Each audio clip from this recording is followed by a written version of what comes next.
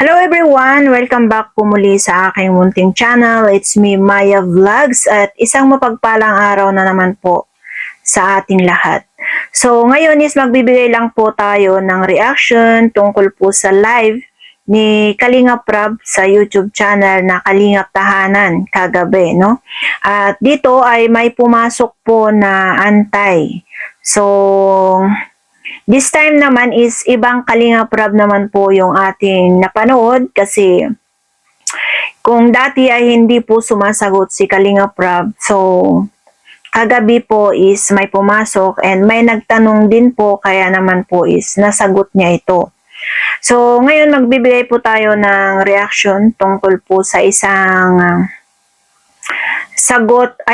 tungkol sa isang tanong na meron daw 20k na ibinigay po para kay Viancy, pang-allowance niya po sa Baguio, no? At eto siya guys, pakinggan natin sa live ni Kalingap Rab kagabi. Mga reactors, mga kalingap at mga nakasuporta, halina at samahan siya. 20k para sa allowance ni Binong, nagbagyo kayo. What? Nung bagyo pa? Pagbihira naman tong mga to. Ako nga nagsagot ng allowance siya ni Viancy para lang makasama. Nakalimutan nyo na ba yun? Mga basyo niniwala kay Kapeso, sinungaling yan, traidor pa yan. Ba't niniwala kayo siya ng bihira itong mga to? So ayan guys, yung comments ng isang antay po na pumasok sa live ni Kalingap Rab kagabi, no? Na may 20k daw po na allowance para kay Viancy na ibinigay po ng sponsor at hindi daw po ibinigay ni Kalingap Rab. So ngayon ito po ay may video tayo at ito po ay nakuha po natin kay at ito po ay nakuha natin sa upload po ni Kuya Pure Health. So ayan. Magkano laman nun? Magkano laman? 20? Ang bihira ko. Ba't kami niya? Ba't doon naka... Ano ba yung wallet? Ay, okay na yan. Yan ba yung bag? Babuksan ko na rin yung malita. Ako din yan. Nilalangan niyo po yun. Tapos yung pink, di ba? Yung kulay pink na yun. Sa'yo din yun. Yung malita na pink? Ayan! Pink! Hindi. Pink na bag. Baka may iba kayong makikita. Baka may mga pang... Ay! Ano ba? Baka nasa ilalim lang ba? Mga labahan na yan? Tingnan mo, tingnan mo. Tingnan mo dyan. Yan na, yan na. Yan na, ano ba yan? Nandyan nga! Yay! Yay! Magaling, magaling! Tago mo na yan. Lagay mo yan sa... Dadalhin mo to? Bitin mo na yan? Sige na. Karga mo na dun sa sakyan. Nasana ako. Po yung patunay na yung 20k is nasa kamay niya na po ang 20k. At yan pa nga po is nawawala pa nga yung wallet niya at hinanap, nagkagulo ang lahat dahil nawawala yung wallet niya na may laman na 20k. O, saan po yung sinasabi nyo dyan na hindi po naibigay ni Kalingap Rab ang 20k? No?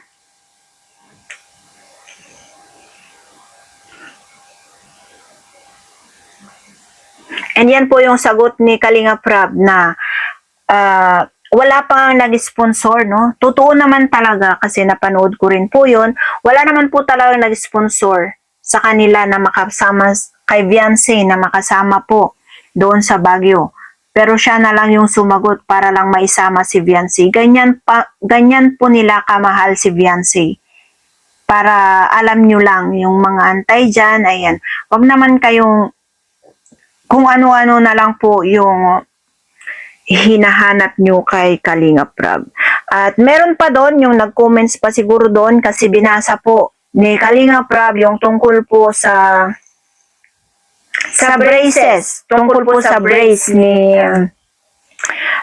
tungkol po sa bayad sa braces ni Viancy, no? Na kung saan is parang sinasabi yata na hindi binayad ni Kalingap Rab. Kung hindi binayad ni Kalingap Rab yung para sa brace ni Viancy. Hanggang ngayon siya ay sinisingil pa ng dentist. Yun po yun. Meron na bang naningil kay Viancy na hindi pa siya natapos sa kanyang braces? Ilang taon na yung nakaraan, di ba? Wala pang naningil kay Viancy na hindi pa siya nakabayad sa kanyang braces. Ang dentist ay hindi pa nag-message o hindi pa nagsabi na hindi pa bayad yung braces ni Viancy. Kasi fully paid na yan. Si Kalinga Prab mismo ang nagbabayad dyan. Kasi ang alam ko ang braces, kasi natry ko din po namang nag-brace, is monthly po yan. Magda-down ka lang po dyan, so monthly is magbibigay ka every adjustment. Iyan po, ganyan po yung braces. No? Yun po yung experience ko kasi. No? Kaya huwag nyo na pong hanapin kasi wala pa namang naningil o wala naman kayong proof na hindi naibigay ni Kalinga Prab yung para po sa brace ni Viancy. May nag-comments din doon na sinabi na si Dr. Love daw ang magaling lang. Magaling daw si Dr. Love kaya nagkaroon ng maraming sponsor si Viancy. O, di ba? Kaya ang sagot ni Kalinga Prab dyan, kung kayo na yung magaling, no problem. Wala namang problema kung sila na yung magaling. Wala naman problema kung siya yung nakapaghanap ng sponsor para kay Viancy, then very good. Good for him. And then bravo siya, palakpakan natin. Kung yun po, kung siya po ang dahilan kung bakit nagkaroon ng maraming sponsor si Viancy. Yan po yun. And, ayan, ano pa? May nag-comments din doon na sinabi na malakas lang daw ang channel ni Kalinga Prab ng dahil sa Love Team. Hoy, ikaw na nag-comments dyan for your information. Kahit ano pa ang i-vlog yan ni Kalinga Prab, viral. Para wag mong sabihin na dahil sa Love Team viral yung yung channel niya. Di mo naman alam kung anong pinagsasabi mo. Matagal na yan siyang viral. Kahit i-vlog pa niya yan yung lumilipad na tutubi dyan, viral na agad. Anong pinagsasabi mo? Ay, naku naman. Kaya kami alam namin kung gaano ka-viral, kung gaano ka-trending ang kanyang mga upload. Kaya ito yung sinasabi namin. Yung sinasabi mo na yan na malakas lang ang kanyang channel, YouTube channel, dahil po sa mga Love Team, ay naku, walang katotohanan yan. Kaya tigil-tigilan nyo na ang paghahanap ng kung ano-anong gusto nyong ibutas sa kalingap para mapabagsak nyo. Yan lang po ang masasabi ko. Kasi kung patuloy na ganyan yung ginagawa nyo o ginagawa ng mga tagapagtanggol nyo o yung mga pinaniniwalaan nyo, no? Na ganyan na sinisira nyo ng kalingap. Ayan. May nag-comments dyan. Anong sinabi niya? Kung bumagsak ang kalingap, babagsak din po ang mga anti-kalingap. Yan ang totoo. Kasi kung bumagsak ang kalingap, wala na kayong makukontent kasi wala nang content ang kalingap. Wala na kayong masisilip na i-content. Kaya yan ang tandaan nyo. No? Masyado naman kasi kayong para na kayong desperado na kayo. Sabi ni Kalinga Prab, parang na-desperado na kayo sa pera, no? Puro na lang pera ang hinahanap nyo.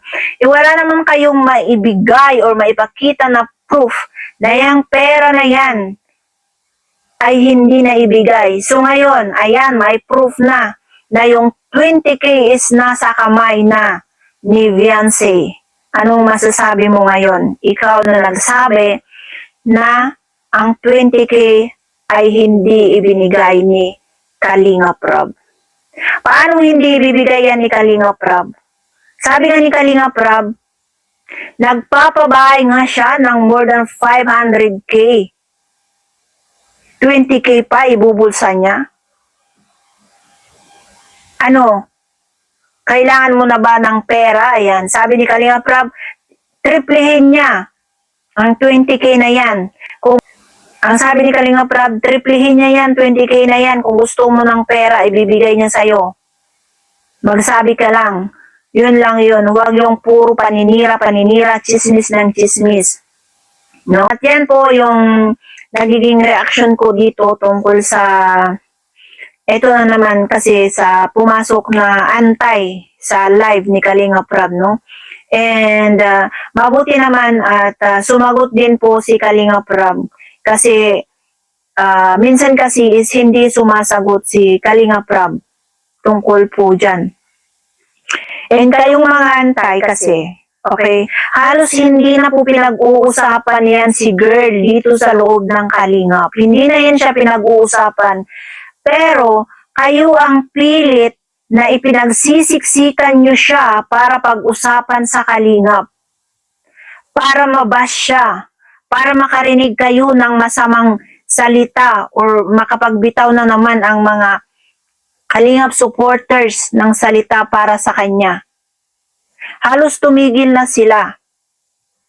Pero kayo naman, kayo pa rin yung naglalabas pa rin, nilalabas nyo pa rin siya at dinadala nyo pa rin siya sa mga Kalingap na naka-live and kino-comments nyo pa dun.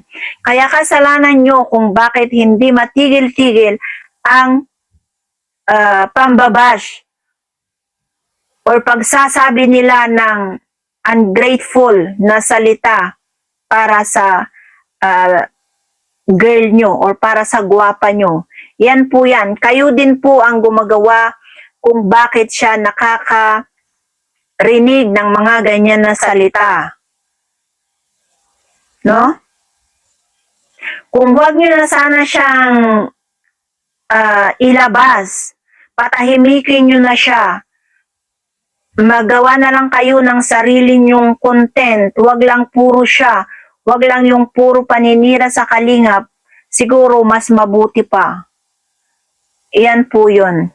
And yan lang po ang aking masasabi. So maraming salamat po. Yan sana sa naghahanap po ng 20k na yan, maliwanag na sa'yo na nasa kamay na po ni gwapa nyo yung 20k.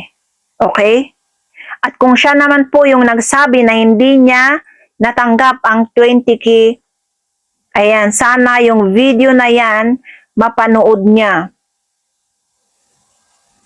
Sobrang napakasinungaling naman niya kung sasabihin niya po na hindi niya natanggap ang 20k. Okay? So, yan lang po. Maraming salamat. Bye-bye and God bless.